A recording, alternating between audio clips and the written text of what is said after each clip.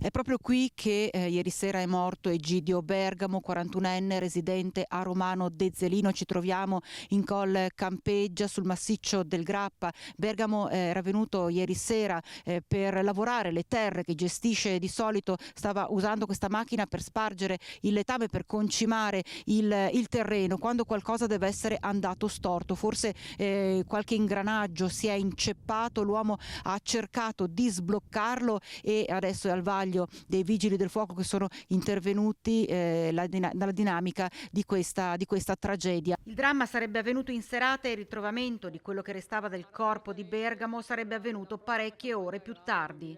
A dare l'allarme attorno alla mezzanotte e mezza è stata la madre di Bergamo. Non vedendo rincasare il figlio sono stati allertati i vigili del fuoco, è stato allertato il SUEM 118.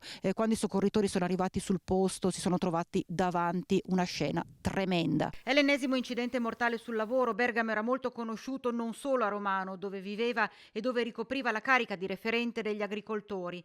Purtroppo sappiamo che è un territorio, quello dell'agricoltura, in cui ci sono tanti lavori fatti individualmente, laddove l'intervento dell'uomo è fondamentale perché funzionano le macchine. Diventa anche un'ennesima dimostrazione che l'agricoltura va resa più sicura, ma in questo momento evidentemente si parla di una persona che non c'è più, di conseguenza ci stringiamo tutti, anche la comunità di Romano, alla famiglia. Una figura che avevamo incrociato in più occasioni anche noi di Rete Veneta, con le tante interviste rilasciate al nostro microfono per trattare la questione delle predazioni dei lupi, per parlare di malghe alpeggio, di allevamenti, campagne e montagna.